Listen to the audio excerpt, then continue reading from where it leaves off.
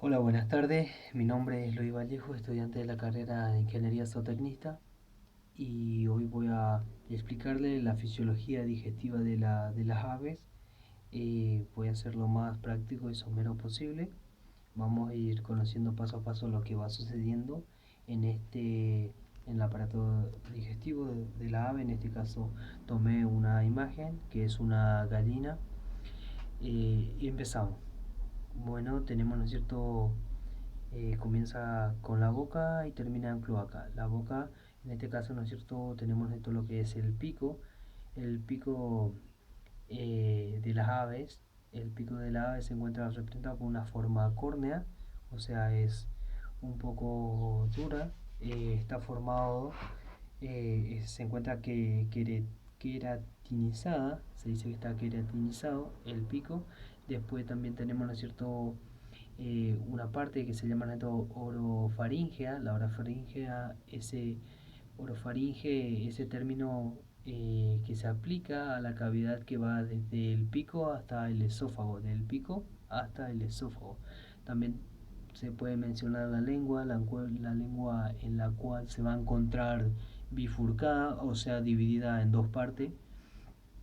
Es por aquí donde va a pasar el alimento desde el pico hacia el esófago, también de los líquidos del agua, que en este caso se llamaría deglución. Deglutir significa, ¿no es cierto?, es tragar sin masticar. Recordemos, ¿no es cierto?, que el ave, en este caso estamos hablando de la gallina, no cuentan con dientes, tampoco tiene labios, tampoco contiene, ¿no es cierto?, lo que es el paladar blando, sino un paladar duro. Eh, entonces empezamos esto con lo que es la cavidad bucal. En la cavidad bucal, las papilas gustativas son muy escasas, o sea que el ave, en este caso el pollo, no tiene de la capacidad que tienen los seres humanos nosotros de, de tener las papilas gustativas. Y también se puede decir que tiene un escaso o débil desarrollo de los sentidos del gusto, y degluten los alimentos sin masticar, como lo mencionaba anteriormente. También se encuentran dentro, aquí si miramos el cursor, podemos observar que, o sea, no observar, sino que presentan glándulas salivales numerosas. Esas glándulas salivales numerosas con una función de permitir que se le haga más fácil el transporte tanto de los alimentos eh, por el esófago y el buche. Si nosotros miramos aquí el cursor, voy a ir marcando lo que es el esófago. El esófago, ¿no es cierto?, es un conducto, es relativamente largo, constituido por una capa muscular interna, capa muscular interna, recordemos bien, que interna circular, muscular interna circulares, y otra externa longitudinal. El esófago va a ser, ¿no es cierto?, que va a desembocar numerosas glándulas, en él van a desembocar numerosas glándulas del tipo mucoso, cuya secreción va a ser, ¿no es cierto?, la que va a lubricar los alimentos y facilita el, el tránsito o el transporte de lo que ingirió esta gallina o el ave. Recordemos también, si nos vamos luego del esófago, encontramos esto del buche. El buche es un ensanchamiento lateral del esófago. Recordemos siempre que el buche es un ensanchamiento del esófago. En como algunas aves eh, que se comen insectos, y un ave muy común que es la lechuza es prácticamente rudimentaria. Se cree que acá en el buche hay una función como digestiva. En alguna especie como la paloma se encuentra una función muy importante, que es, ¿no es cierto?, de producir o secretar la denominada leche del buche, una secreción lechosa importante función nutritiva para los pichones. Va a ser, ¿no es cierto?, para los pichones, y va a ser, o sea, ¿por qué es importante para los pichones? Porque es rica tanto en proteína y grasa, que es llevada desde acá del buche, es llegada otra vez, ¿no es cierto?, hacia dónde, hacia, que es llevada, ¿no es cierto?, hacia el pico, mediante una regurgitación. Cuando es llevada, ¿no es cierto?, del buche al pico, se denomina regurgitación. Pero hay algo que regula esto para que se produzca. Sin embargo, eso es, ¿no es cierto?, Eh, una hormona que es la prolactina, o sea, que se encuentra bajo control por la prolactina. Sin embargo, si nosotros del buche no vamos al proventrículo, el alimento sigue el camino como una ruta, el proventrículo, que también es como un ensanchamiento, se produce un ensanchamiento. Sin embargo, ¿no es cierto?, se puede decir que el proventrículo es un órgano fusiforme. Este órgano lo que, lo que tiene es que el proventrículo es, ¿no es cierto?, en realidad es un estómago. El, la, mucosa, la mucosa del estómago glandular contienen glándulas bien desarrolladas y se pueden ver. Eh, este, este estómago glandular, porque posee glándulas, justamente se llama así, está constituido por células. Estas células van a ser lo que van a secretar dos, dos cosas, y una de ellas es el ácido clorhídrico. Recordemos bien, el proventrículo están formadas por células que secretan ácido clorhídrico como pexinógeno y por la que funcionalmente el proventrículo equivaldría al área fúndica del estómago de los mamíferos. O sea, en algo equivaldría, dice, no que es. Entonces, del proventrículo del alimento sigue su camino hacia la molleja. La molleja es, ¿no es cierto?, un estómago, que es el estómago muscular. Recordemos bien, el proventrículo es el estómago glandular, secreta dos, ácido clorhídrico y pexinógeno. La molleja es el estómago muscular, acá estoy indicando con el cursor. Eh, la molleja es el estómago muscular, decíamos anteriormente, es un órgano, se puede decir que es un órgano altamente especializado en la trituración mecánica de los alimentos. Acá se va a producir una trituración. Eh, está, recordemos que esta, si nosotros lo abrimos, está recubierta internamente por una mucosa con un abundante pliegue. Sobre esta mucosa se extiende una capa córnea espesa, formado por endurecimiento de la secreción de las glándulas del epitelio. Recordemos también que en el pato y en el ganso se forman dos placas que ayudan al frotamiento para trituración de los alimentos.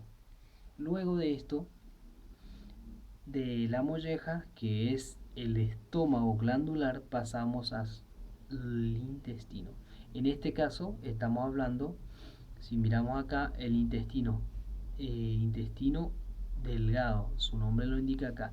El intestino delgado, si recordamos, está dividido en tres partes, que son duodeno, yeyuno e ilio. Si nosotros volvemos acá y miramos, el duodeno constituye, nuestro, el asa, el asa que rodea el páncreas. Ya vamos a explicar la función que cumple el páncreas y el hígado. Sigamos avanzando. El intestino delgado, de ahí la importancia que tiene y es el lugar donde se produce la digestión enzimática, que va a implicar la acción, ¿no es cierto?, la acción de las enzimas intestinales y pancreáticas, además de la absorción de la mayor parte. Es acá donde se va a producir la absorción de la mayor parte de nutrientes, que ocurre en el nivel del tubo digestivo. Recordemos entonces la función, acá se va a producir la mayor absorción en el intestino delgado. Recordemos también que el intestino delgado está dividido en tres partes o en tres porciones. Vamos rápidamente a lo que es el ciego, podemos decir los ciegos, ciego en este caso son dos, el ciego, el recto y cloaca. Los ciegos están localizados en la unión, si nosotros miramos acá, bueno, no se ve muy bien, en la unión del intestino delgado con el recto, separado por separado acá por las válvulas iliosecales. Recordemos eso. En este caso, nosotros podemos observar los ciegos están de a dos, o sea, son pares, pero en algunas especies pueden ser únicos. Recordemos siempre que algunas especies pueden ser únicos o pueden llegar a ser rudimentarios, también pueden ser, ¿no es cierto?, o pueden estar ausentes. ¿En cuáles especies? Por ejemplo, en el loro y en el halcón. O sea, los ciegos cumplen varias funciones. Dentro de ellas, por ejemplo, se produce la fermentación microbiana en las dietas fibrosas. Acá son los que se van a producir la fermentación microbiana. Recordemos eso. Sin embargo, después de los ciegos se encuentra el recto, el cual se extiende de la unión que yo dije anteriormente, que es la iliocecal, hasta de acá, de la iliocecal hasta la cloaca. Recordemos siempre eso. Y también, viste, ahí marcamos el intestino grueso. Eh, bueno, la cloaca, la cual también forma parte funcional del sistema excretor, se puede decir, y del reproductor. A este nivel se encuentra el órgano linfoide, en la respuesta inmunitaria, que sería la bolsa de Fabricio, ¿no? Tanto el recto como la cloaca van a ser que participan activamente en la absorción de dos cosas, una es el agua y el electrolito. También, vamos a ir a la función que cumple el hígado y el páncreas. El hígado sabemos que está compuesto por dos lóbulos, es bilobulado. El conducto, recordemos esto, que el hígado, ¿dónde va a secretar? El conducto hepático izquierdo comunica directamente al duodeno.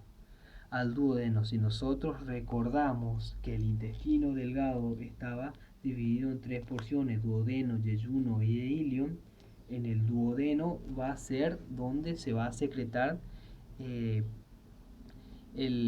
donde desemboca directamente con, el conducto hepático izquierdo en el duodeno, mientras que el derecho conduce a la vesícula biliar, desde donde parte hacia el duodeno distal, o sea, distal también se dice. La vesícula biliar en este caso está presente recordemos siempre, en pollo, en pato y en ganso. Puede estar ausente en otras, como por ejemplo la paloma. El páncreas, recordemos, el páncreas se utiliza. ¿Dónde está el páncreas? Acá. ¿Y dónde está situado? El páncreas se sitúa en el asa, si nosotros miramos acá, en el asa duodenal o duodeno, que alcanza al duodeno en tres conductos pancreáticos independientes. Recordemos toda la función. Vamos a, explicar qué se va secretando en cada una de las porciones y por qué, de dónde es importante las secreciones y digestión. Recordemos siempre. Recordemos también que en el proceso de digestión de los aves implica, ¿no es cierto?, dos. Una es la digestión mecánica y otra es la digestión química. La digestión mecánica incluye la deglución, la maceración y la trituración del estómago muscular, que en este caso es la molleja que estoy señalando con el cursor. Mientras que la digestión química, en esta van a participar las secreciones tanto enzimática de la boca, tanto la enzimática de la boca, así como las secreciones gástricas, también las secreciones gástricas, también como las secreciones pancreáticas, también como las secreciones pancreática, la biliar e intestinal. Vamos a empezar con las secreciones salivales. La secreción salival, o sea, se produce una saliva de tipo es mucoso. Si nosotros abrimos la boca de una gallina, vemos como una mucosidad. Algunas especies también pueden secretar unas cantidades apreciables de amilasa, que es una enzima, ¿no? El contenido mucínico de la saliva desempeña una función importante. Le voy a decir cuál es. Esa saliva lubrica y ayuda al movimiento del alimento, ¿no? Ayuda a que el alimento empiece a bajar por el esófago a lo largo, ¿no es cierto?, tanto de la faringe y el esófago. Sin embargo, también tenemos una secreción, ¿no es cierto?, del esófago y del buche. La del esófago y la del buche pre, pre, es mucínico, es también predominantemente del tipo mucínico.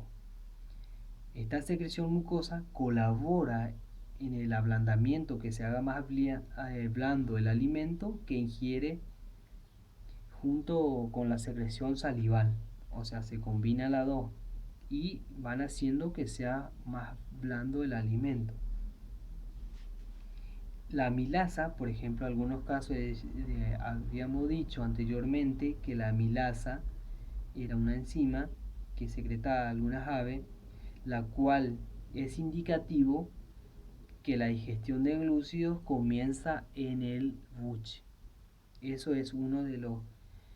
sin embargo, se puede decir también que en el buche existe un pH. El pH del buche, el pH nuestro del buche es aproximadamente de 4.5.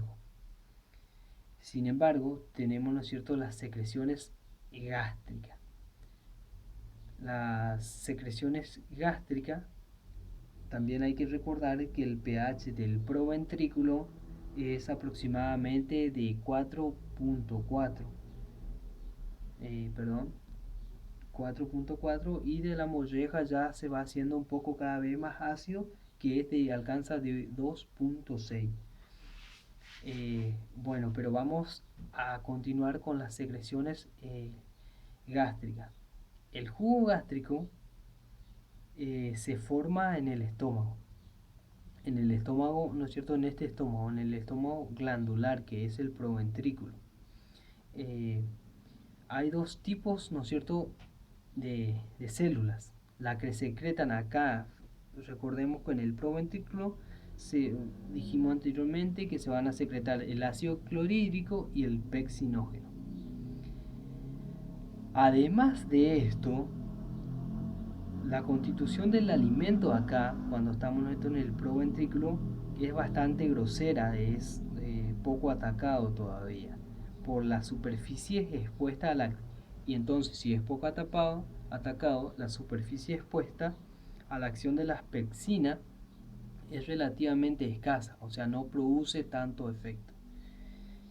Y entonces, ¿quién va a ser el que va a regular la secreción gástrica aviar? Presentan, va a estar regulado por tres componentes o tres fases, al igual que ocurre en los mamíferos. Entonces, la regulación de la secreción gástrica está regulado por tres fases. Una de ellas es la cefálica, otra es la fase gástrica y otra es la fase intestinal. La primera fase, que es la cefálica, se produce por estímulos tanto visuales, olfativos y auditivos. O sea, por 3. La fase gástrica es cuando acá empieza a llegar el alimento al estómago y ahí se produce un estímulo que directa de la mucosa gástrica mediante la liberación de hormonas gastrointestinales. Estamos hablando de la gastrina. La función de esta, que es la gastrina, esta hormona que es la gastrina, consiste en estimular la secreción del ácido, estimula la secreción del ácido clorhídrico y la pexina mediante la liberación de la acetilcolina. Y la fase, por último, tenemos la fase intestinal, es cuando se produce o es inducida por la entrada del bolo alimenticio en el intestino. Después tenemos, ¿no es cierto?, en esta parte, que decíamos que era la asa duodenal, la secreción pancreática. La secreción pancreática del páncreas es, ¿no es cierto?, un jugo pancreático que es un líquido, es incoloro, con un pH, ligeramente alcalino de 7, va de 7 a 7.8. Está constituido principalmente por un componente que es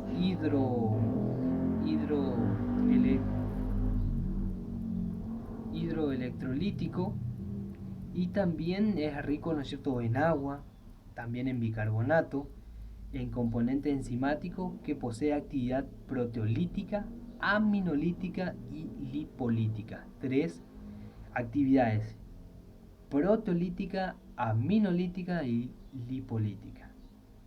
Recordemos esa función. Pero esta secreción, al igual que la demás, el control de la secreción pancreática es exócrina, o sea que vuelca su contenido fuera, en este caso, del páncreas hacia el intestino, ¿no? Y también es controlada o dividida por 3 fases, que es la cefálica, la gástrica y la fase intestinal. Recordemos que que la cefálica se producía por la visión, por estímulos visuales, olfativo. La gástrica era cuando llegaba el alimento al estómago, y la fase intestinal es la más importante, y en ella interviene del modo fundamental lo que es la colecistocina,